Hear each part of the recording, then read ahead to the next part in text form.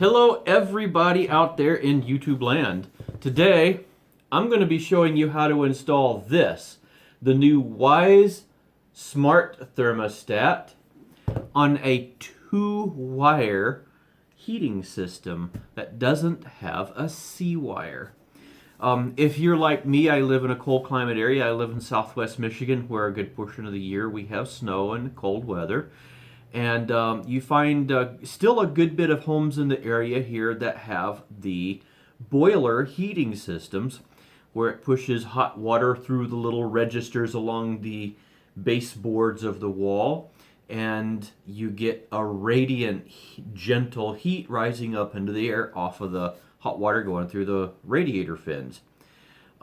It's a pretty efficient system, but it only has 2 wires going to your thermostats, and those aren't connected to the boiler itself. They're connected to a zone valve. So there's no C wire that you can use on this system. Now, the Wyze thermostat, if we take a look inside the box, I have not opened the box, so this will be the first for me and for you. But I do know what's in it. I have seen these before. Look, it's a white thing. Alright, let's get that out of the way. It's probably instructions that we're not going to read.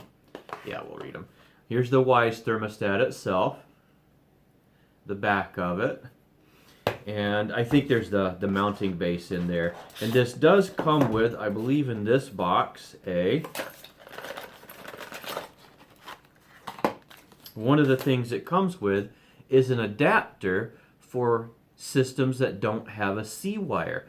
But the bad part about that is it assumes that you can take and connect these wires to your heating system and then connect your thermostat wires to this, and it will take the C wire on your heating system and run it through the 4 wires going up to your thermostat. That's not the case on these boilers. You got 2 wires and that's it. So before we go any further, let's go show you one of those setups and show you what I'm talking about. And then I'll show you how we're going to be able to install this on one of those systems.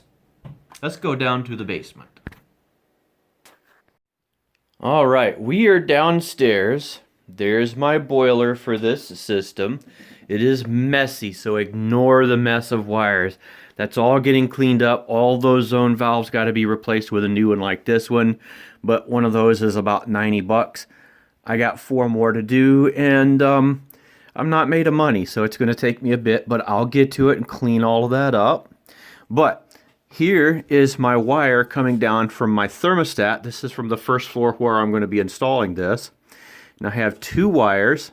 One goes to this zone valve, to the motor side. The other, if I follow this down, goes to a transformer, which is mounted on the back of the boiler, but doesn't actually connect to the boiler. It's just pulling power off of there because it's a convenient spot. This is my 24-volt transformer. The other side of my transformer leg goes up to my thermostat.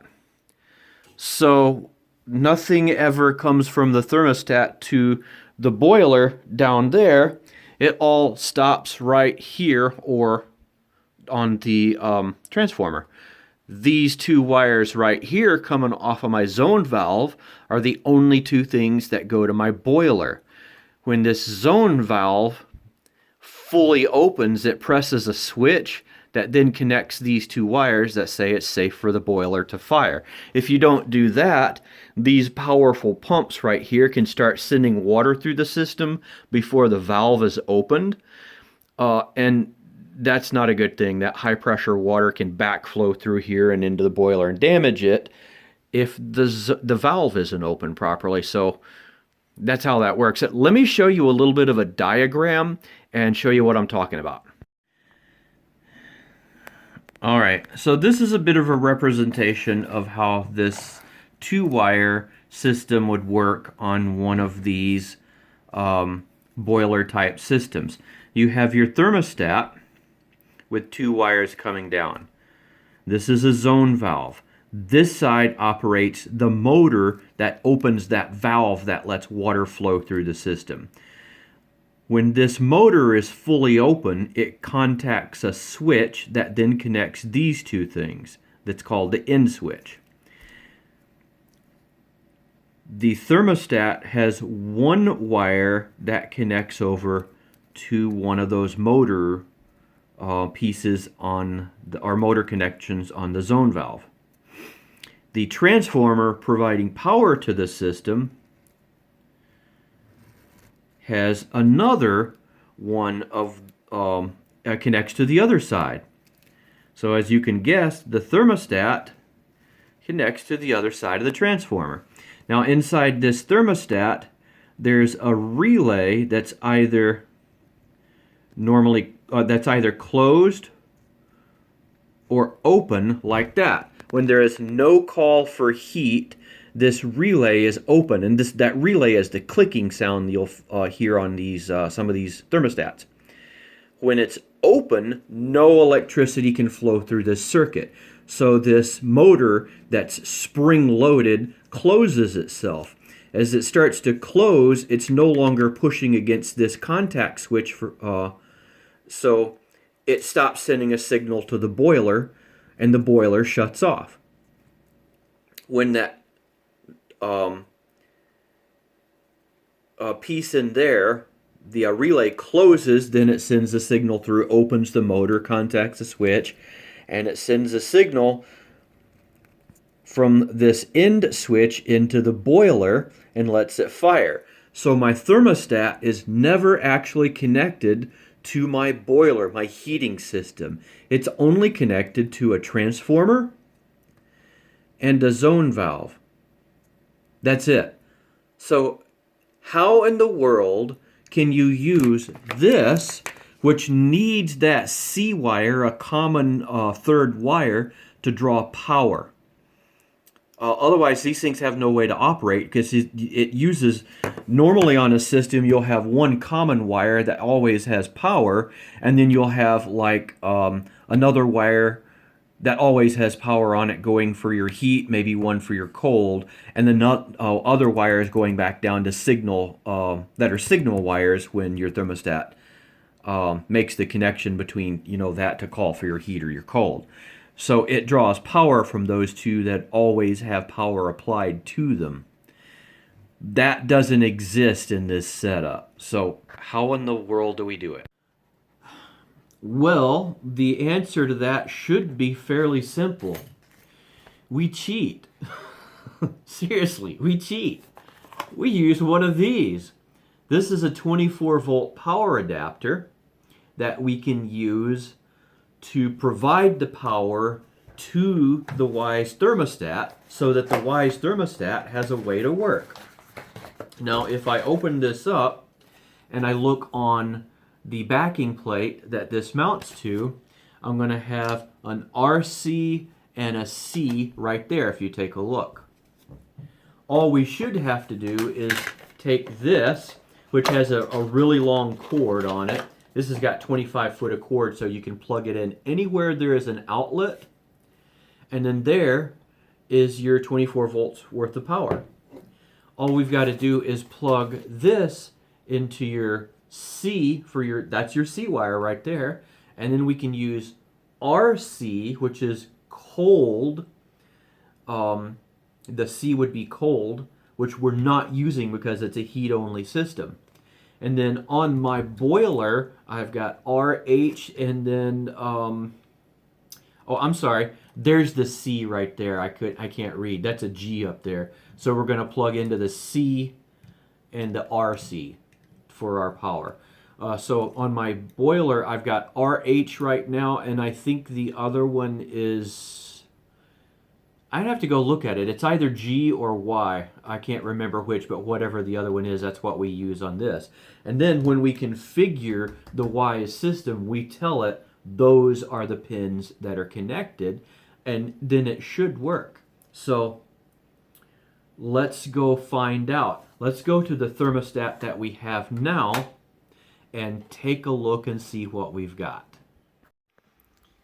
All right, this is a thermostat that I've got, which is not a bad thermostat. It's a White Rogers digital thermostat. It's battery operated. It uses a couple of AA batteries, which is what provides power to this. Since this doesn't have that C wire to provide power, it just uses the AA batteries. All I got to do is pop this off, and you'll see all I've got connected here is an RH and a W. Now I do have extra wires leading downstairs to the basement, but as you can see, they aren't actually connected to anything. It's just the wiring is there, but doing nothing. Lights are on, but nobody's home. That's typical, isn't it? So let's remove this plate and mount the new plate and plug my little thing in. I have an outlet down there that I can plug our little cheater system into. And it's in a busy section of wall here, so the kids hang stuff here. We've got our keys here and all that, so I don't mind if an extra little wire is dangling down there. It'll never get noticed in this spot. So let's get you set up and get that taken care of.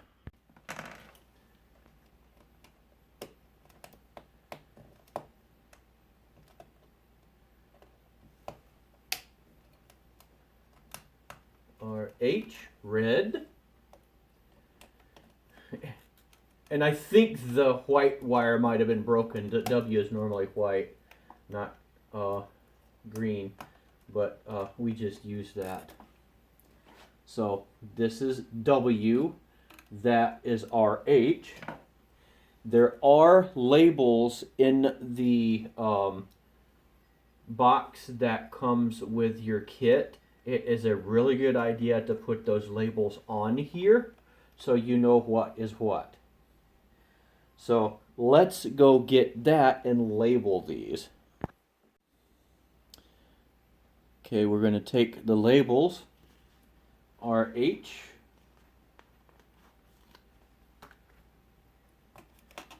put it on here. So we know that is RH, and this one is W. There's a W1 and a W2. Some systems can have all kinds of stuff connected. We just have one, so we're just going to use the W1.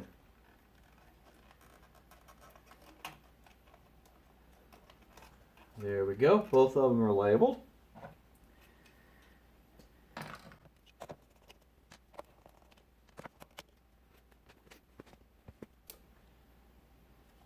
The nice thing about this is it has a level, so you can see exactly where how things line up properly.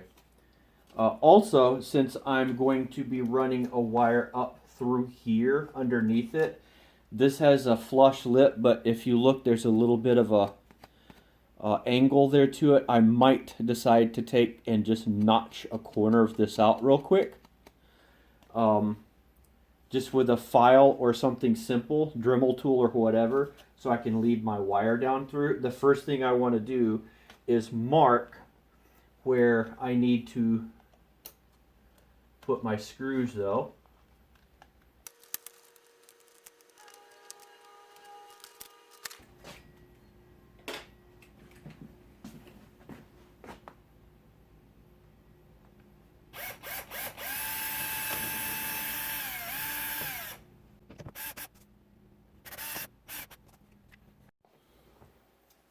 Alright, should have mentioned this a little bit earlier, but I guess better late than never. One thing you want to do is make sure you don't have a high voltage system. And if you've just got your 2-wire boiler system, you're not going to. But if you don't know, don't play around with this. I'm going to test my voltage. I've got my system turned off just to make sure I got no voltage coming through these wires, like maybe my transformer is plugged in separately from my boiler or something, and it's not. I have no voltage there. So now it is safe to proceed. Alright, these are the wires for my new C-wire piece that I'm going to be using. I am just stripping back a little bit more wire to use. We're going to be bringing that in, connecting, and there, so you can use either direction. I'm going to connect this to the C. Just push the little pin thing down there and then slide it in the hole, and then let go and it grips it. Just make sure it's got a good grip. RC over on that side. And then I will mount this in its new home. And I did put a tiny little notch right about where this seam is anyway.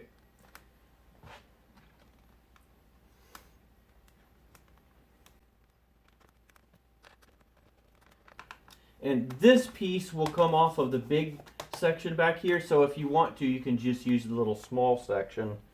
It gives you a smaller profile. I'm going to use the whole big section there for the area that I'm in.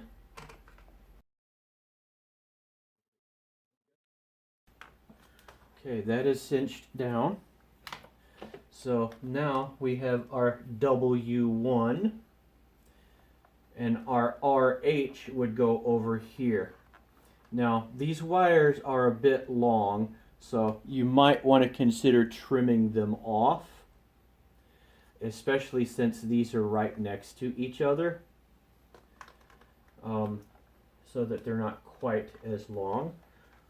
Straighten it out a little bit here.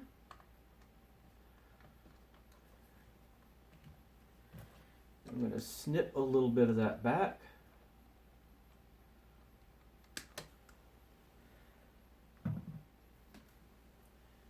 And there would be my RH.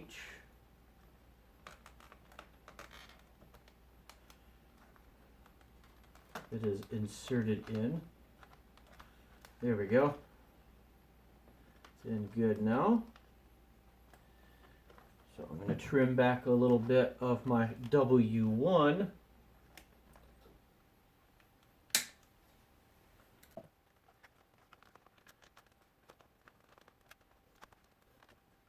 Okay, that is in good. So now I have my connections. I should be able to take my Wyze thermostat, see which end is up, which end is down.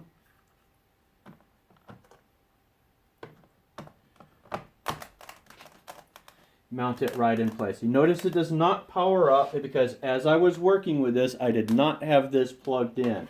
You don't want to have this plugged in until you're ready to use it. Before I do anything else, we have to go to the Wyze app on our phone, follow the directions. You'll have to add a new device, choose the Wyze thermostat, power it up here, and at this point I could actually turn the power back on to my heat system too, and I could go ahead and plug this in and finish the configuration. Since I'm using my phone to record, I can't show you that part, unfortunately. I can, you'll have to just go through the directions, but it asks you what wires are connected. So I'll be able to say W1,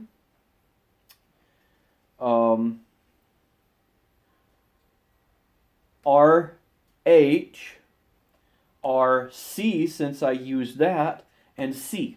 And it should be able to figure everything out from there as to what we need. So let me go turn my heating system back on, and then I will plug this in, and I'll get that configured for you guys. And as you can see, it is working. It is currently heating the house up. I bumped it up a degree just so it would turn on. I'm going to turn it back down. The dial, oops, that's up. The dial on this is awesome. I love this thing. The app's pretty nice too. So, but the app, let me give you a couple of pointers on that. So there you have it, guys. We have a working Wyze smart thermostat in our house now. I'm super excited about that. I have, like I said, the boiler base. It's called a hydronic heating system. It's a two-story house with finished basement. There, I have the zones set so that the basement is on a zone by itself, first floor is on a zone by itself, and the second floor is on a zone by itself. So I may ultimately end up getting another one of these to go up on the second floor also. I do have a outlet probably 6 feet away from the thermostat where it's at, and it's in a good spot. It's in my bedroom actually. It's in a good spot for me to put it because it would be right behind a nightstand kind of thing, so it wouldn't be in the way. It wouldn't be unusual looking or anything like that. I think it would fit really nicely in there. Anyway, as you're setting this up, I wish I could show you this, but I film with my camera, so I didn't have anything else to use for this. And I highly apologize for that. Over time, the setup app will probably look a little bit different anyway as it updates various revisions of itself. But right now, when you set it up, of course, you have to find it first. It connects by Bluetooth and then asks you to connect to Wi-Fi so that it can communicate with the Wyze cloud. That way you can see it from wherever you're at in the world and control the temperature in your house. It moves from there into asking what wires you have connected, so you choose the wires.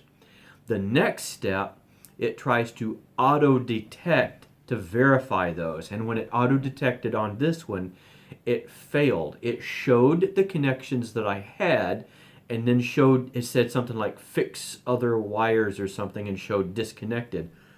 Well, yeah, I know they're disconnected, so I chose try again, and then skip. Just skipped right on past that. The next steps, it asks, like, are you using an electric or gas system? Mine is a gas, so I chose gas. And it wanted to know what that W1 wire was for. Was it a forced air system? And you can use it for forced air. Was it a radiator, like an electric radiator? Or was it radiant heating, which is what your boiler that uses the either big radiators like you see in the movies, like in New York and apartments and stuff, or my house has these little small ones that go right along the baseboards that are radiant heating. So I chose radiant heating. And then it asks to verify this. It says go to your radiator and click next to make sure ask if your system is turned back on as well. It says go to your radiator and click next, and it says it may take a couple of minutes before you feel heat coming out, but it asks, do you feel heat coming out? It verifies the operation.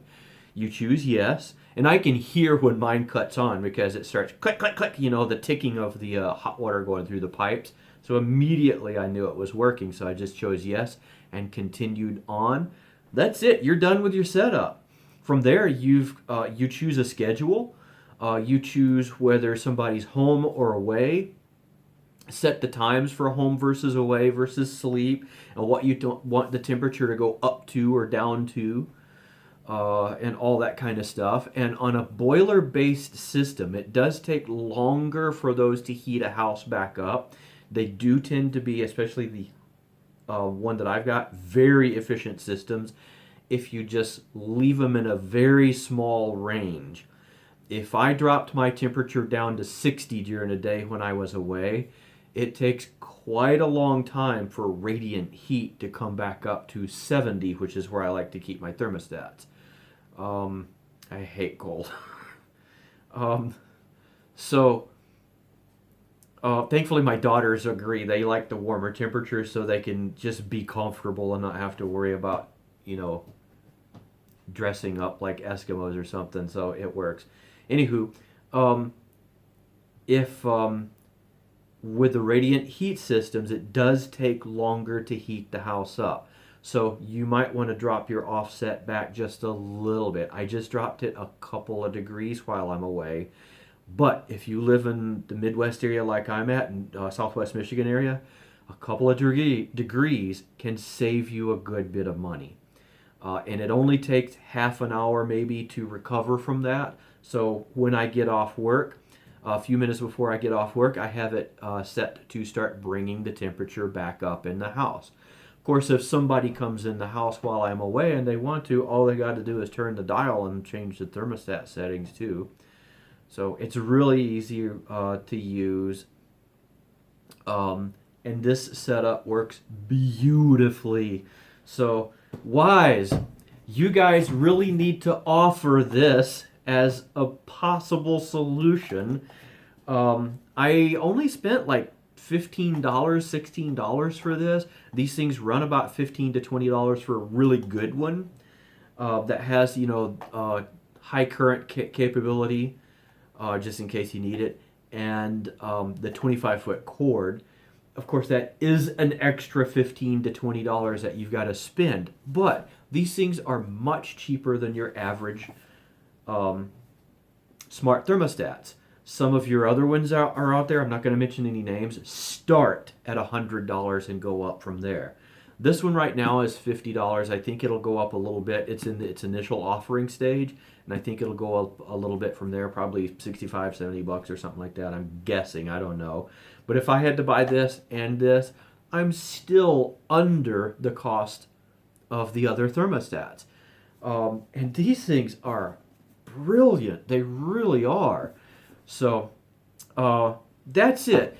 Any questions you guys have? I'm not an HVAC person. I am an average Joe, just like you guys, trying to save a couple of bucks on my heating bill, and splurged on a thermostat that I think will definitely pay for itself within the first year of use. So if you have any questions, hit me up. I'll try to answer them. I probably won't know if you get too technical into the HVAC stuff, but maybe I can ask around for you and see what I can find out. And we can always help each other out too. If there are other people that know the answers to your posted questions, please feel free, especially if you are an HVAC guy. From there, very happy with the setup, and we will talk to you guys later. I'm going to go enjoy my nice warm house.